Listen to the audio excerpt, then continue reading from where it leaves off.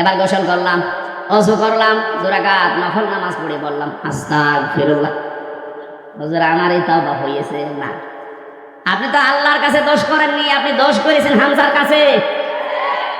এ মানুষটাকে এমপি বানাতে 3.5 লাখ থেকে 4 লাখ হামজার রায় লাগে, এই কথা বলছেন। আর আপনি একা একাই সব রায় দিয়ে দিলেন। আপনি যার জন্য দিয়েছিলেন সে তো পালিয়েছে, কিন্তু আপনার কি হবে? সবচেয়ে ভয়ঙ্কর কথা হচ্ছে আপনার এই 15.5 বছরের ভেতরে যারা ভোট দিতে পারে না এমন অনেক মানুষ মারা গেছে, তাদের কাছে আপনি মাফ চাবেন কি করে? এটা সবচেয়ে ভয়ঙ্কর কথা। বেঁচে আছে যারা বাড়িতে বাড়িতে গিয়ে বললেন যে আপনার ভোট আমি দিয়েছিলাম, আপনি কিছু মনে করেন না, অন্তত এক একটা ভোট দিতে পারেননি, 10,000 করে টাকা দেবো, তাও তো সে মাফ করে দিতে পারে।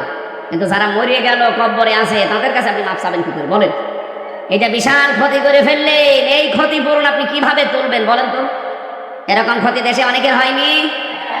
মাপ না চাওয়া যায় জীবিত মানুষের কাছে, মরিয়ে গেছে, মাপ চাবেন কি করে?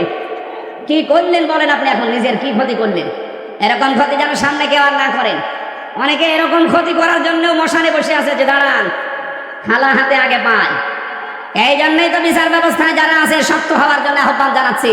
এমন বিচার করবেন আন্তর্জাতিক অপরাধ ট্রাইব্যুনালে, কিয়ামতের আগে যেন কেউ আটকে ওঠে মানুষ, তাছাড়া এটা বন্ধ হবে না। কথা বুঝতেছেন? আমার কথার সারাংশ এই মেয়েটা যেমন অপরাধ করার পরে, অনুশোচনা করার পরে বিচার নিজে নিয়ে এরপরে মারা গেছে, তার তওবা কবুল হয়েছে। আমরা চাই 15.5 বছরে যে অপরাধ করেছে, আপনি তো জানেন কি করেছেন। আপনার কলমের খোঁচায় কত মানুষের উপরে চেয়ারে উঠতে পারে না, এর নিচে নেমে গেছে, তার কি ক্ষতি করে দিলেন বলেন? অথচ আপনি জানতেন যে সব যোগ্যতা আছে। বিশ্ববিদ্যালয়ে যারা ফার্স্ট ক্লাস ফার্স্ট হয় তাদেরকে শিক্ষক হিসাবে রেখে দেয়, শুধু আপনার কলমের কারণে হয়নি। এই যে বিশাল ক্ষতি, সারা দেশে যারাই দায়িত্বে ছিল 1628টা চেয়ারে, এগুলো সব জালেম। বিশেষ করে 1628টা চেয়ারে যারা ছিল এগুলোর প্রত্যেকটা জালেম। আর কিয়ামতে এদের বিরুদ্ধে মামলা দেবে আল্লাহ নিজে, কারণ জালেমের বিরুদ্ধে মামলা হামজার না। আমিরে জামাত বলছে আমরা সত্যিকারের অপরাধীদের শাস্তি চাই, উনি সাধারণ ক্ষমা ঘোষণা করেছে, করুন।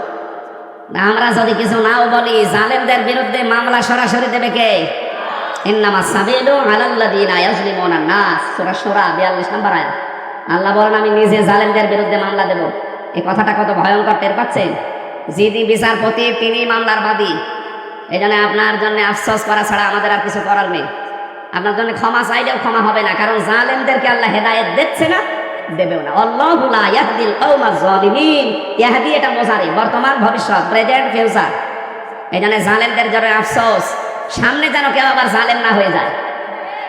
কথা বলো না কেন? আমরা দেখতে পাচ্ছি বাংলাদেশে এখনো বুঝে হোক না বুঝে হোক, আবেগে হোক আর যেভাবে হোক, অনেকেই জালেম হওয়ার জন্য চেষ্টায় আছে। না, আপনি জালেম হবেন না, মাজলুম হন। মাজলুম হলে অসুবিধা নেই, কিন্তু জালেম হলে খবর আছে, আল্লাহর মামলার আসামি হয়ে যাবে, জান্নাত হারাম আপনার জন্য। চিন্তা চেতনার পবিত্রতা দরকার আমাদের। আমি তাজ্জিবিন শব্দ থেকে এসেছিলাম। আজ যাদের সবচাইতে বড় পবিত্র তাদের বিশ্বাস আকীদার, তাদের উপরে আপনি এই শব্দটাকে পুরা উল্টিয়ে বলছেন আপনার আকীদা খারাপ। এটা একটা জুলুম তাদের উপরে। এই কথা বললেন না কেন? তাদের আকীদা যদি খারাপ হবে, যে মানুষগুলোকে আপনি বিদায় করলেন, এদের প্রত্যেকের কাছে এই অফার ছিল যে আপনি শুধু দলটা ছেড়ে দেন, তাহলে আপনার ফাঁসির রশি গলায় থাকবে না, ফুলের রশি আসবে।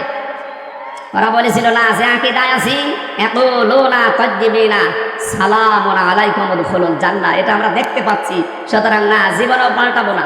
এই কারণে তাদের ফুলের মালা থেকে ফাঁসির মালা পর্যন্ত চলে এসেছে, নিজের আকীদা বিশ্বাস তারা পাল্টায়নি।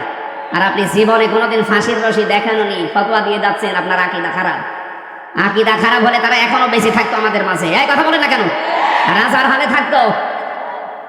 কোরআনের পাখি শহীদ আল্লামা দেলাওয়ার হোসাইন সাইদি রহমতুল্লাহ আলাইহি, এই ময়দানে তিনি 24 বছর এসেছিলেন একাধারে। আমি ছেলের এই 3 বছরে মাত্র একদিন তার সাথে ছিলাম। তার কাছে বহু অফার এসেছিল, আমার ভালোভাবে চেনি না, ওনার অনেক কিছুই তো দুর্বল হয়ে গেছে।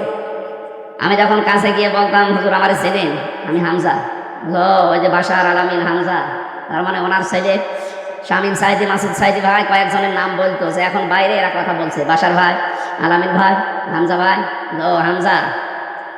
ওই দিন আমাকে 10 মিনিট কথা বলেছিলেন।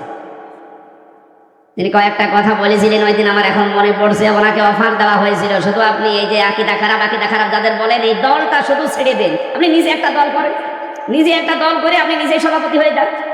বাংলাদেশে বহু